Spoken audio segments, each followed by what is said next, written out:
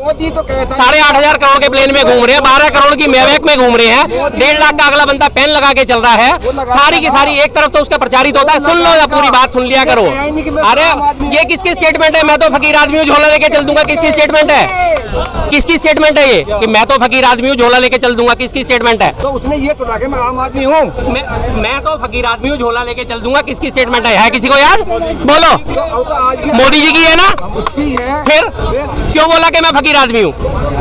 प्रधानमंत्री होते हुए आप उसको रिक्शा में बैठा के जाओगे कहीं? मुख्यमंत्री होते आप उसे जल्दी तो उठवाओगे? वो कहता क्यों है? वो क्यों कहता है? कहता क्यों है? मोदी जी क्यों कहते हैं? मोदी जी ने ठोक ठोक के बयान दिए। मैंने पिछले 9 सालों में एक भी छुट्टी नहीं ली। तो भाई साहब आपने सारे के सारे इसका मतलब सरकारी खर्च पे अपनी जो राजस्थान में रैली हो रही है, जो जयपुर में रैली हो रही है, जो खम्बम में रैली हो रही है, जो कर्नाटका में रैली हो, सारी की सारी ऑन ड्यूटी करी उन्होंने, सरकारी खर्चा बर्बाद करा। इसका मतलब कर्जा लेके अगर आपने इकोनॉमी बढ़ाई तो क्या बढ़ाया भाई साहब? जरा इसका जवाब दे दो। कोई काम करना है, आपका पैसे नहीं है तो कहाँ से पैसे लाओगे, पैदा करोगे? आप उधार क्यों ले रहे हो? वही तो जो आप उधार के लिए आपने 156 लाख करोड़ कर्जा पहुंचा दिया। ठीक है जी, कर्जा चुकाएगा कौन? ये बताओ आप। पहले से ही कर्जा है तो आप पहले कितना था? पहले 44 लाख करोड़ था ना। 44 लाख करोड़ कितने साल में हुआ? 1947 में आजाद होने के बाद से लेकर 2014 तक। 2014 से कितने साल होगा अब तक? 9 साल। 9 साल में 100 कितना हो गया? 56 लाख करोड़ बढ़ के 108 लाख करोड़ का कर्जा, यानी 108 महीनों में हर महीने 1 लाख करोड़ का कर्जा विदेशी। तो काम भी तो देखो हमारा। क्या काम देखे बताओ? क्या नहीं हुआ? क्या नहीं हुआ? क्या नहीं हुआ? रखा था वो भी ऐसे ही नहीं जाता। मौन व्रत के टाइम में ही अर्थव्यवस्था सबसे ऊपर जंप करी थी। पूरे वर्ल्ड में रिसेशन था और भारत के सारे बैंक मौजूद थे, एक भी बैंक नहीं रहा था जिसको आप मौन कहते हो। पूरे अमेरिका में बैंक ढह गए थे। बार्कले बैंक ढह गया था, एक्सिस बैंक ढह गया था, HSBC बैंक ढह गया। कितने बैंक ढहे थे लगातार, एक एक करके बैंक दिवालिया हुए थे। इंडिया का एक बैंक बताओ आप, मनमोहन सिंह के टाइम में कौन सा दिवालिया हुआ? इंडियन बैंक बोलो। एक का नाम बता दो। आपसे गलती मानता हूं। आपकी स्टडी ज्यादा होती है, हम इन स्टडी में नहीं घुसते। अगर भाई साहब स्टडी नहीं है आपके पास तो कम से कम कुतर्क मत करो यार। जिस पे दम होता है वही कर्ज ले पाता है। जिसमें दम होता है वही कर्ज ले पाता है। चुकाएगा कौन? आने वाली पीढ़ियां। तुम तो लेके निकल लोगे भाई। 2009 में तुम्हारा तो फकीर साहब का झोला तैयार है, उसके बाद भुगतेगा कौन? कौन भुगतेगा? कौन भुगतेगा? 14 का झोला लेके वो तो निकल जाएगा अपना कर्जा लेके। उसने तो अपना झोला तैयार कर रखा बंदे ने, 8,500 करोड़ का उसका तो प्लेन तैयार है। उसके बाद कर्जा कौन चुकाएगा? ये चुकाएगा, मैं चुकाऊंगा, ये चुकाएंगे, ये चुकाएंगे। जिस दिन कनाडा के प्रधानमंत्री ने हमारे राजदूत को वापस आने के लिए बोला था, आपके मन में लड्डू फूट रहे थे यहाँ पे। नहीं, मैं जो बोल रहा हूँ सुन लो। आपके मन में बड़े खुश होते कि जैसे हिंदुस्तान की बेइज्जती की, तुमको बड़ी खुशी हुई है। बिल्कुल नहीं। आज स्थिति क्या है? आज मैं सुना था आपका इंटरव्यू, मैं सुना था। आपने फिर पूरी बात नहीं, मैं पूरी सुनी थी। पूरी बात नहीं सुनी थी आपने। अगर मेरी बात पूरी सुन लो, आप आधे दूरी पे बात करते हो, यही आप लोगों की प्रॉब्लम है। ठीक है, आप इनको माइक दो जरा। आप आज क्या स्थिति है कनाडा की और हिंदुस्तान की? हमारा विदेश मंत्री कनाडा के प्रधानमंत्री भारी पड़ा हुआ है, अभी पड़ा हुआ ना। आज पेपर में पढ़ो, आज पेपर में पढ़ो, इंडिया के सुनो, इंडियन की गवर्नमेंट ने 40 बंदों को भगाने के लिए बोल दिया। आज मन में खुशी नहीं होगी? बिल्कुल खुशी है। किसकी? आपने मुझे नहीं लग रहा। अरे हद हो गई। अब आप बोल चुके, आपने उस दिन मेरी बात सुनी। ठीक है, मैं अब उसी बात पे चलते हैं। हालांकि बात मुद्दे से भटक चुकी है। उस दिन बात हो रही थी कि मोदी जी का डंका विदेशों में जबरदस्त बज रहा है, मोदी जी का ऐसा होता है वैसा। तब मैंने ये बात बोली थी कि देखो, अगर मोदी जी का डंका इतना बज रहा है कि मोदी जी यूक्रेन का युद्ध रुकवा सकते हैं। मणिपुर वाले मुद्दे पे बात चल रही थी, आपको याद नहीं है? मुझे याद है वो बात हो रही थी ना कि अगर उनमें इतनी ताकत है मणिपुर का युद्ध नहीं रुकवा पा रहे और तुम डंका बजने की बात करते हो विदेश में, तो आज ही उनसे हमारे राजनयिक को निकाला है। ठीक है जी, उसके बाद आपने मेरे से दोबारा बात नहीं करी, आपकी मेरी मुलाकात नहीं हुई। उसके बाद भारत ने पलटवार करते उनके राजनयिक को निकाला, उनके वीजा देने बंद करे। हमें बहुत खुशी है। और निज्जर जो था उससे मेरी कोई सहानुभूति नहीं है। जो भारत को तोड़ने की बात करेगा वो मेरे ठुट पे है, साफ बात है। इससे ऊपर मेरे लिए कुछ नहीं है भाई साहब। ना मेरी कोई कांग्रेस में रिश्तेदारी, ना मैं कांग्रेस का दामाद, ना मैं बीजेपी का अगेंस्ट हूँ, ना मैं बीजेपी से खुंदक में हूँ। मेरी बात है सिर्फ अपने बच्चों के भविष्य के लिए, देश के भविष्य के लिए, सीधी सी बात है। मेरा पर्सनल अटैक किसी पे नहीं होता। मुझे कांग्रेस गलत लगी थी, मैंने कांग्रेस को छोड़ के आम आदमी पार्टी को वोट दिया। मुझे कांग्रेस गलत लगी, मैंने कांग्रेस को छोड़ के बीजेपी को वोट दिया। और आज की डेट में बीजेपी ने हाल जो कर रखा है देश का, आपको मालूम होना चाहिए। जो हाल कर रखा है देश का बीजेपी ने, आप जब सुनोगे तभी तो पता चलेगा। आप बताओ किस चीज में डेवलपमेंट हो रही है? हाँ, आप मेरे से बात करना चाहते हो, अब आप करो फिर। आप बात हिंदुस्तान की रोडों पे घूमे कभी? बिल्कुल घूम के आ रहा हूँ। अभी मैं कल ही वाराणसी से वापस आया हूँ। आपके चलो इसी बात पे मैं मुद्दे को बात कर लेते हैं। अभी ताजा मुद्दा वाराणसी का, स्मार्ट सिटी है। सबसे ज्यादा प्रचलित स्मार्ट सिटी है वाराणसी, मोदी जी की कॉन्स्टिट्यूंसी है, ठीक है जी। आप स्टेशन के इस साइड रुकोगे, सारा मार्बल लगा हुआ, पत्थर लगा हुआ, ठीक है जी। आई लव स्मार्ट वाराणसी, ठीक है जी। उसके बाहर आपने कहा मैं अभी होके आ रहा, मैं आपको बता देता हूँ ना सच्चाई, अगर आप प्रूफ मांगोगे मोबाइल में सारे फोटो हैं, हाँ जिस एरिया में। उसके बाद वहां से निकलते ही उसके बाद जो वाराणसी का हाल है, सुन लो अब आप, जो आप कह रहे हो ना कि पूरे देश की, वाराणसी का जो हाल है, गली गली में सुअर, कुत्ते, गंदगी, इतना बुरा हाल है, ट्रैफिक का इतना बुरा हाल है, मिसमैनेजमेंट इतना बुरा है, ना ड्रेनेज है। 2 घंटे में बारिश हुई, सारा वाराणसी पानी पानी हुआ पड़ा था, सारा वाराणसी खुला पड़ा है। आप बोलते तो बहुत अच्छा हो, बोलते बहुत अच्छा हो। अब कूड़े की बात करें ना, अब लाल किले से उधर निकल जाओ बैक साइड में, यहाँ दिल्ली देख लो, जो दिल्ली सेंटर है। प्रचलित करना अलग बात है, मेरी बात ध्यान से सुनो आप। अब बीजेपी मैं कह रहा हूँ कि जी मेरी कमीज बिल्कुल साफ है और मैं इस पे उंगली नहीं उठाऊंगा। मैं आपको दाग दिखा रहा हूँ तो उस दाग को देखो, आप मुझे दिखाओगे दाग तो मैं उस दाग को देखूंगा। कहने का मेरा मतलब ये है, 5 बराबर नहीं होती, लेकिन जो क्या करा जाता है, कांग्रेस को जो तुम सपोर्ट करते हो ना, प्रचलित क्या करा जाता है, वाराणसी स्मार्ट सिटी, पीएम की कॉन्स्टिट्यूंसी, सिर्फ एक जरा सा हिस्सा, मात्र 2 किलोमीटर का हिस्सा वाराणसी का, जिसे आप कह सकते हो कि साफ सुथरा है। उसके बाद जाके देखो काशी विश्वनाथ मंदिर के बाहर जाके देखो कितनी गंदगी है। अगर आपको यकीन नहीं, दिखाऊं आपको, दिखाऊं? ये कंप्यूटर मत निकाल। आप ये बताइए कि ये मोदी जी ने क्या काम किया है 9 साल में? मोदी जी का कोई भी काम, मोदी जी का कोई भी काम ऐसा नहीं है कि आम पब्लिक के खिलाफ। वैसे क्या किया, 1-2 काम बता दीजिए। मुझे सारे काम का पता है, सब कुछ पता है, हर क्षेत्र में चलता है, अपनी मस्ती ही चलता है। मोदी जी ने काम किए हैं, आप बिल्कुल 100% किया। तो 24 में आ रही है सरकार, अब आएगी, कोई रोकेगा ही नहीं, कोई नहीं रोक सकता। तो आपको नहीं लगता 1-2 काम गिनवा देने चाहिए? क्योंकि बहुत सारे लोग कहते हैं मोदी जी ने काम नहीं किया। अनलिमिटेड काम है, कोई गिनती करने की जरूरत नहीं है, जिधर जाओ काम ही काम है। यानी फिर भी 1-2 मैं रोड का बता दिया, एक और बता दीजिए। पूरे देश पूरी दुनिया में नाम हो चुका है, हर तरह से काम हो चुका है। वो सड़क का काम अर्थव्यवस्था हो चुकी है 10-20 से, तो वो बिना काम के कोई अर्थव्यवस्था नहीं होती। आपकी बात में एक मिनट भाई, 1 मिनट जरा चुप हो, जरा उनकी बात का जवाब दे दूं। भाई साहब आज बात करने आ गए हैं, आपने कहा 5 व्यवस्था हो गई है, ठीक है जी। मेरी कमाई भाई साहब मात्र 30,000 रुपए महीने की है, ठीक है जी। 30,000 इनसे, 30,000 इनसे, 30,000 इनसे, 50,000 मैंने 1.5 लाख रुपए का उधार ले लिया। आज मैंने अपने आप को 1,80,000 का आदमी बना लिया। मेरे पास कमाई तो मात्र 30,000 है और मेरे पास कर्जा कितना है, 1.5 लाख रुपए।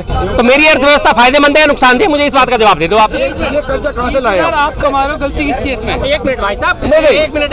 अरे यार आपने पूरी बात तो सुन लो, काउंटर कर रहे हो तो आओ सामने आओ, आओ सामने आओ, ऐसी क्या बात? हाँ किसकी गलती है इसमें? मैं तो अपनी गलती नहीं मान रहा। आप खुद के अरे पूरी बात तो सुनो आप लोगों में सिस्टम की दिक्कत ये है, पूरी बात नहीं सुनते। आपने भाई साहब ने कहा कि 30 हमारी अर्थव्यवस्था 10वें नंबर की थी, मान लीजिए 10वें जब अर्थव्यवस्था थी हमारे ऊपर कर्जा कितना था भाई साहब, मात्र 44 लाख करोड़ का, आज से 9 साल पहले, ठीक है जी। आज उसे उठा के आपने 156 लाख करोड़ पहुंचा दिया कर्जे को, 108 करोड़ लाख कर्जा आपने ले लिया।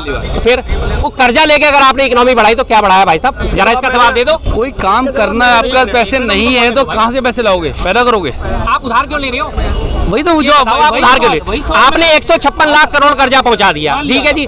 आपने पीएसयू को बेचना शुरू कर दिया, आपने एलआईसी बेच दिया, आपने एयर इंडिया बेच दिया, आप सारे इंस्टीट्यूशन बेचने जा रहे हो। उनका पैसा कहाँ जा रहा है भाई साहब? एलआईसी कितने साल से घाटे में है? एलआईसी कितने साल से घाटे में? एलआईसी घाटे में सबसे बड़ी प्रॉफिटेबल कंपनी एलआईसी। आप कहाँ के डाटा लेके चलते हो? हाँ 1 मिनट बेटा, पहले उनको बोलने दे, फिर तू भी आ रही है, कोई बात नहीं। हाँ 1 सेकंड, एलआईसी क्या है? प्रॉफिटेबल कंपनी एलआईसी क्या है? बताइए, आप बताओ पहले, आपका ऑप्शन मालूम है। आप एलआईसी लाइफ इंश्योरेंस कंपनी है, आप लाइफ इंश्योरेंस कंपनी है, ये लाइफ इंश्योरेंस कंपनी है। आप उसको आगे आगे एलिब्रेट करना, आगे देखो उसके कितने डिपार्टमेंट्स है, कितनी चीजें हैं उसके अंदर। आप एलआईसी एक उस पे जा रहे हो, बट ये भी देखो एलआईसी कितनी जगह डिवाइडेड है, एलआईसी के कितने डिपार्टमेंट, आप देखो ना, उसकी जवाब देखो। डिपार्टमेंट की आप बात करोगे तो HR department, purchase department, recruitment department, production department, वो तो सारे होते हैं। आप डिपार्टमेंट की क्या बात? एलआईसी एक लाइफ कॉर्पोरेशन ऑफ इंडिया, ठीक है जी। लोगों के बीमा करती है, हर लाइन में बीमा करती है, पैसा लेती है, प्रीमियम देती है, बदले में प्रीमियम देती है। लाखों करोड़ की कंपनी हो गई, लोन देती है, हाउसिंग लोन देती है, सब काम करती है, ठीक है। प्रॉफिट आपने पहले तो गलत बात ये बोली कि एलआईसी घाटे में है। 1,56,000 करोड़ पे आओ पहले आप, 1,56,000 करोड़ पे आओ, 156 लाख करोड़ पे आओ, 156 लाख करोड़ पे आओ पहले। बोलो, आपको यहाँ पे रोड बनानी है, आपके पैसे नहीं है और बनानी है, ठीक है, क्या करोगे आप? ठीक है भाई साहब, जितनी मेरी औकात, हाँ सुन लो ना, बता दो ना, सुन तो लो। जितनी मेरी औकात होगी उतना बनाऊंगा। अगर मेरे पास पैसा नहीं है तो दो सुन लो मेरी बात यार, बीच में मत काटो। अगर मेरे पास पैसा नहीं है, मेरे घर में पैसा नहीं है, तो ये 200 रुपए स्क्वायर फीट का पत्थर नहीं लगाऊंगा मैं कर्जा लेके। कर्जा चुकाएगा कौन? ये बताओ आप। पहले से ही कर्जा है तो आप पहले कितना था? पहले 44 लाख करोड़ था ना। 44 लाख करोड़ कितने हाँ साल में ना। हुआ? 1947 में आजाद होने के बाद से लेकर 2014 तक। 70 तो थे ही नहीं, खैर आपके 70 की हमेशा गलत होती है सब लोगों की। 70 तो थे ही नहीं, 50 साल, हाँ 30 साल, जो भी है 66 साल के बाद 66 साल। ठीक है। 2014 कितने साल होगा अब 14 तक? से 14 9 साल। 9 साल में 100 कितना हो गया? 56 लाख करोड़ बढ़ के 108 लाख करोड़ का कर्जा, यानी 108 महीनों में हर महीने 1 लाख करोड़ का कर्जा विदेशी। काम भी तो देखो हमारा। क्या काम देखे बताओ? क्या नहीं हुआ? बताओ, क्या नहीं हुआ? क्या नहीं हुआ? क्या नहीं हुआ? अगर आप रोड काम दिखा रहे हो, आप बताओ आप क्या काम है? आप बताओ। आप बताओगे। अब काम तो मुझे तो नहीं दिख रहा, मैं तो इसलिए कोई काम नहीं करता आपको? हूँ। हाँ बताओ। आपको कोई काम नहीं दिख रहा? बिल्कुल दिखाओ।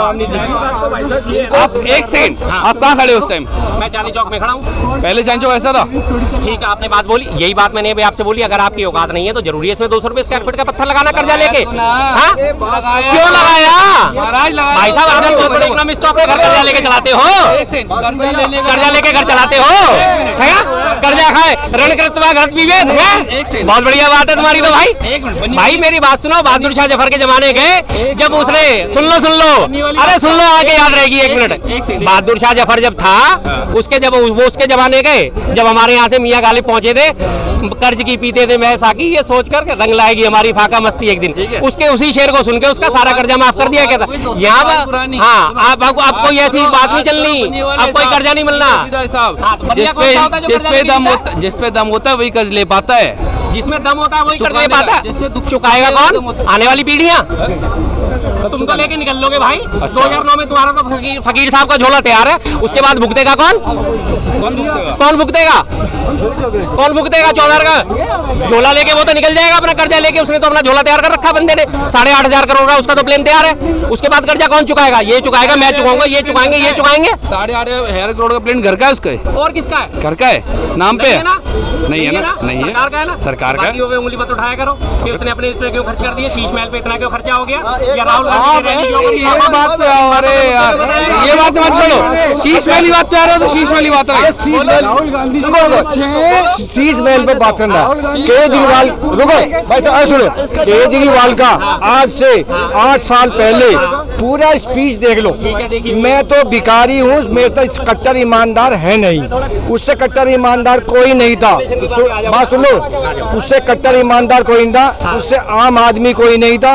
ना तो बंगला लूंगा, ना मैं गाड़ी लूंगा, ना मैं सिक्योरिटी लूंगा, और आज वो शीश महल में रहेगा, उस पर उंगली उठेगी। जो कहेगा मैं शीश महल में रहूंगा, शीश महल में रहेगा, कोई उंगली नहीं उठाएगा। मैं आपसे यही बात कह रहा हूँ, अगर आप लोग उस पे उंगली उठाते हो तो आप लोग मोदी जी पे उंगली क्यों नहीं उठाते? मोदी तो कहता 8,500 करोड़ के प्लेन में घूम रहे हैं, 12 करोड़ की मैवेक में घूम रहे हैं, 1.5 लाख का अगला बंदा पेन लगा के चल रहा है। सारी की सारी एक तरफ तो उसका प्रचारित होता है। सुन लो या पूरी बात सुन लिया करो। अरे आपकी बात नहीं नहीं कहा, सुनी जाएगी। ये किसकी स्टेटमेंट है? मैं तो फकीर आदमी हूँ, झोला लेके चल दूंगा। किसकी स्टेटमेंट है?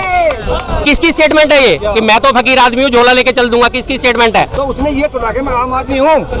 मैं तो फकीर आदमी हूँ, झोला लेके चल दूंगा। किसकी स्टेटमेंट है किसी को याद? बोलो।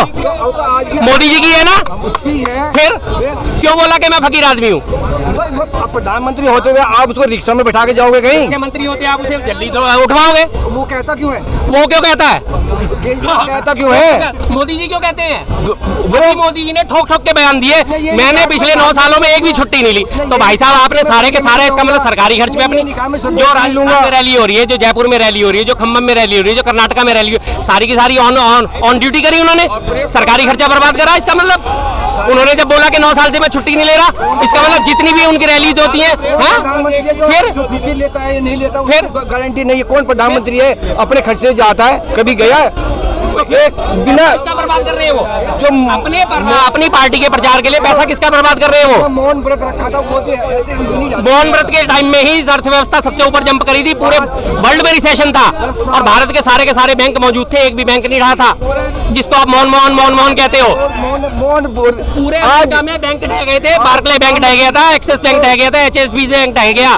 कितने बैंक ढहे थे लगातार, एक एक करके बैंक दिवालिया हुए थे। इंडिया का एक बैंक बताओ आप, मनमोहन सिंह के टाइम में कौन सा दिवालिया हुआ इंडियन बैंक? बोलो। कोई एक का का नाम बता दो, आपसे मैं गलती मानता हूँ अपनी। आपकी स्टडी ज्यादा होती है, हम इन स्टडी में नहीं घुसते। अगर भाई साहब स्टडी नहीं है आपके पास तो कम से कम कुतर्क मत करो यार, कुतर्क मत करो।